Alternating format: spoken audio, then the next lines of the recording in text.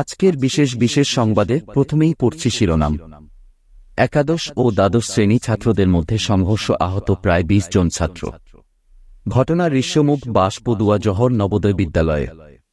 এদিকে মাদকদ্রব্য নিষিদ্ধ ঘোষণা করা, সমস্ত শূন্যপদ পূরণ করা সহ ৪ দফা দাবিতে সরব হল আইএমএসএস, এআইডিওয়াই ও এবং এআইডিএস। অন্যদিকে ইংরেজি নববর্ষের প্রথম দিন রাত ১১টা নাগাদ কমলপুরের মানিক ভান্ডারে স্থিত সিপিআইএম মহকুমা কার্যালয়ে ফের অগ্নিসংযোগ। মুখ্যমন্ত্রীর বাড়ি ঘেরাও করল টেট উত্তীর্ণরা। বিস্তারিত থাকছে প্রতিবেদনে। দর্শক, শিরোনামের সমাপ্তি। বিস্তারিত সংবাদে যাওয়ার পূর্বে অবশ্যই চ্যানেলটি সাবস্ক্রাইব করুন।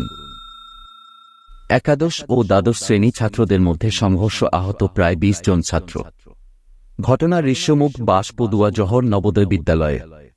বিদ্যালয়ে এই ধরনের অপ্রীতিকর ঘটনায় সংশ্লিষ্ট এলাকায় এবং অভিভাবক মহলে তীব্র ক্ষোভ সৃষ্টি হয়েছে। ঘটনার সূত্রপাত গত ৩১ ডিসেম্বর রাতে। স্কুলের অনুমতি নিয়ে এই দিন রাতে স্কুল প্রাঙ্গণে চলছিল নতুন বছর আগমন উপলক্ষে অনুষ্ঠান এবং পিকনিক। স্কুল থেকে সময় বেঁধে দেওয়া হয়েছিল সন্ধ্যা ৬টা থেকে রাত ৯:৩০টার মধ্যে অনুষ্ঠান শেষ করতে হবে। নির্ধারিত সময় শেষ হওয়ার পর শিক্ষক শিক্ষিকারা অনুষ্ঠান বন্ধ করতে বলায় বাধে বিপত্তি। দ্বাদশ শ্রেণীর ছাত্ররা তা মানতে নারাজ। তাদের বক্তব্য, অনুষ্ঠান আরও কিছুক্ষণ সময় চলবে। এই নিয়ে শিক্ষক এবং দ্বাদশ শ্রেণীর ছাত্রদের মধ্যে কথা কাটাকাটি শুরু হয়।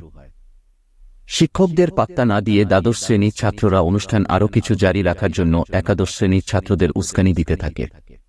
কিন্তু একাদশ শ্রেণীর ছাত্ররা শুনেনি। এতেই ক্ষিপ্ত হয়ে ওঠে দ্বাদশ শ্রেণীর ছাত্ররা। তবে ওই দিন রাতে আর তেমন কিছু হয়নি। দ্বাদশ শ্রেণীর ছাত্ররা সেদিন রাতে অন্যান্য ক্লাসের ছাত্রদের হুলিয়া জারি করে আসে ডাইনিং হল থেকে আনা টেবিল দিয়ে যে স্টেজ বানানো হয়েছে অনুষ্ঠানের জন্য, সে টেবিলগুলি যাতে পরের দিন সকালে কোনো ছাত্ররা না নিয়ে যায়। এই টেবিলগুলো শিক্ষক শিক্ষিকারা ডাইনিং হলে নিয়ে যাবে বলে হুলিয়া জারি করে। কিন্তু এই অনুষ্ঠানের দায়িত্বে যখন একাদশ শ্রেণীর ছাত্ররাই ছিল, সে অনুযায়ী ডাইনিং হলের টেবিলগুলি পরের দিন সকালে একাদশ শ্রেণীর ছাত্ররা নিয়ে যায়। আর এতে আরও ক্ষিপ্ত হয়ে ওঠে দ্বাদশ শ্রেণীর ছাত্ররা। একাদশ শ্রেণীর ছাত্ররা ডাইনিং হলে বসে ভাত খাচ্ছিল, সেই সময় কিছু দ্বাদশ শ্রেণীর পড়ুয়া ছাত্ররা ডাইনিং হলের ভিতরে গিয়ে দরজাতে খিল দিয়ে বাঁশ ও পাইপ দিয়ে বেধড়ক মারধর শুরু করে একাদশ শ্রেণীর ছাত্রদেরকে। এতে একাদশ শ্রেণী ২০ জন ছাত্র আহত হয়। ঘটনার রেশ চলে মঙ্গলবার পর্যন্ত। এই খবর প্রকাশ হতেই অভিভাবকরা স্কুলে ছুটে আসে। উত্তেজনা নিরসনে শিক্ষকরা অভিভাবকদের সাথে বৈঠক করে আপোষ মীমাংসার মাধ্যমে সমস্যা সমাধান করার চেষ্টা করে। পাশাপাশি এই ঘটনা সম্পর্কে জেলাশাসককে অবহিত করা হয়েছে বলেও জানা যায়। সংবাদ মাধ্যমের মুখোমুখি হয়ে অভিভাবকরা জানান, যারা আক্রমণ সংগঠিত করেছে তাদের শাস্তিমূলক ব্যবস্থা গ্রহণ করতে হবে। তবে প্রশ্ন উঠতে শুরু করেছে, স্কুলে রাতের বেলা পিকনিক করার অনুমতি কিভাবে দিল শিক্ষক শিক্ষিকারা? কোন নাইট ক্লাবে পরিণত করতে চাইছে স্কুলের দায়িত্বপ্রাপ্ত শিক্ষক শিক্ষিকারা? আর এখন যখন এই ধরনের অভীতিকর ঘটনাটি স্কুলকে কালিমা লিপ্ত করল, তখন আপোষ মীমাংসা করে ঝামেলা থেকে মুক্তি পেতে চাইছে স্কুলের দায়িত্বজ্ঞানহীন শিক্ষক শিক্ষিকারা। এমনটাই মনে করছে স্থানীয়রা। এদিকে মাদকদ্রব্য নিষিদ্ধ ঘোষণা করা, সমস্ত শূন্যপদ পূরণ করা সহ ৪ দফা দাবিতে সরব হল আইএমএসএস, এআইডিওয়াই ও এবং এআইডিএস। মঙ্গলবার রাজধানীর বটতলা এলাকায় ৩টি সংগঠন যৌথ উদ্যোগে কর্মসূচি সংগঠিত করে। উপস্থিত ছিলেন এআইডিওয়াই ও নেতৃত্ব রাজ্য বিশ্বাস, এআইডিএস ও রাজ্য সভাপতি মৃদুল কান্তি সরকার, এআইবিওয়াই ও এর রাজ্য সভাপতি ভবতোষ দে সহ অন্যান্যরা। এআইবিওয়াইও বলেন, রাজ্যে ১০০টি মদের লাইসেন্স দেওয়ার পরিকল্পনা গ্রহণ করেছে রাজ্য সরকার। আজ থেকে ৪ বছর আগেই বিজেপি সরকার ক্ষমতায় এসে প্রাক্তন মুখ্যমন্ত্রীর নেতৃত্বে শতাধিক মদের কাউন্টার খোলার অনুমতি প্রদান করেছিলেন। সেই পথ অনুসরণ করেই বর্তমান সরকার আরও ১০০টি মদের দোকান খোলার অনুমতি দিতে প্রস্তুত হয়েছে।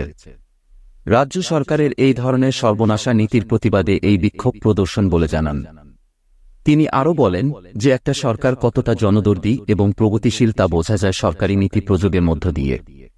ঢালাও মদের লাইসেন্স নিঃসন্দেহে রাজ্যে ধ্বংসাত্মক পরিবেশ সৃষ্টি করবে। এমনিতেই রাজ্যে দিন দিন নারী নির্যাতন, ধর্ষণ, শিশু পাচার, ইফটিজিং এর মতো বহু ঘটনা বেড়েই চলছে। গ্রাম শহর সর্বত্র ঘাতৃ ও মহিলাদের নিরাপত্তা বিন্দুমাত্র নেই। গাঁজা, ড্রাগস সহ বিভিন্ন ধরনের নেশায় ছাত্র যুবক আজ দিশেহারা, যা অত্যন্ত উদ্বেগজনক বলে জানান তিনি। পরবর্তী সংবাদ। ইংরেজি নববর্ষের প্রথম দিন রাত ১১টা নাগাদ কমলপুরের মানিক ভান্ডারে স্থিত সিপিআইএম মহকুমা কার্যালয়ে ফের অগ্নিসংযোগ করে দুর্বৃত্তরা। ২০১৮ সালে সিপিআইএম ক্ষমতা থেকে সরে যাওয়ার পর গত সোমবার পর্যন্ত ৯ বার অগ্নিসংযোগ হয় এই দলীয় কার্যালয়ে। এদিন রাত ১১টা নাগাদ ফের অগ্নিসংযোগ হয়। স্থানীয়দের নজরে আসতে খবর দেওয়া হয় দমকল কর্মীদের। দমকল কর্মীরা এসে আগুন নিয়ন্ত্রণে আনে। এর প্রতিবাদে মঙ্গলবার সিপিআইএম কমলপুর মহকুমা কমিটির পক্ষ থেকে মানিক ভান্ডার বাজারে এক বিক্ষোভ মিছিল করা হয়। নেতৃত্ব দেন সিপিআইএম কমলপুর মহকুমা সম্পাদক অঞ্জন দাস, সম্পাদক মণ্ডলীর সদস্য রঞ্জিত ঘোষ, ছাত্রনেতা সুলেমান আলী, এসটি নেতা বদরভূম হালাম প্রমুখ। কমলপুর মহকুমা সম্পাদক অঞ্জন দাস জানান, জনগণের পয়সায় গড়ে উঠেছিল এই দলীয় কার্যালয়, কিন্তু লাগাতার আক্রমণ হচ্ছে এই দলীয় কার্যালয়ের উপর।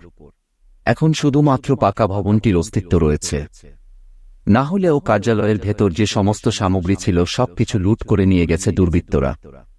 এখন শুধুমাত্র এই কার্যালয় থেকে দলীয় কর্মসূচি করা হয়। গত ২৭ ডিসেম্বর জনশিক্ষা দিবস আয়োজন করার পর সোমবার রাতে এই ঘটনা সংঘটিত হয়েছে বলে জানান তিনি। পরের খবর। ট্রেডিশন থেকে বের হয়ে আসতে পারছে না একটা অংশ ২০২২ সালের টেট উত্তীর্ণ যুবক যুবতীরা, যার কারণে তারা আন্দোলন ছাড়া আর কিছু দেখছে না। আবারও মুখ্যমন্ত্রীর সাথে সাক্ষাৎ করতে গিয়ে ব্যর্থ হল তারা। ২০২২ সালে টেট পরীক্ষায় ৩০১ জন উত্তীর্ণ হয়, কিন্তু এই টেট উত্তীর্ণদের এখনও সরকারিভাবে নিয়োগপত্র প্রদান করা হয়নি। নিয়োগের দাবিতে দীর্ঘদিন ধরে এই টেট উত্তীর্ণরা আন্দোলন করে আসছে। একাধিকবার তারা মুখ্যমন্ত্রীর সাথে দেখা করার প্রচেষ্টা করেও ব্যর্থ হয় তারা। মঙ্গলবার ফের একবার তারা মুখ্যমন্ত্রীর সাথে সাক্ষাৎ করার জন্য মুখ্যমন্ত্রীর বাসভবনের সামনে জড়ো হয়, কিন্তু তাদের কাছে আগাম কোনো অনুমতিপত্র না থাকায় নিরাপত্তার স্বার্থে পুলিশ তাদেরকে জোরপূর্বক মুখ্যমন্ত্রীর বাসভবনের সামনে থেকে সরিয়ে দেয়। টেট উত্তীর্ণ বেকার যুবক যুবতীদের বক্তব্য, রাজ্যের বিভিন্ন সরকারি বিদ্যালয়গুলিতে শিক্ষক সংকট চলছে।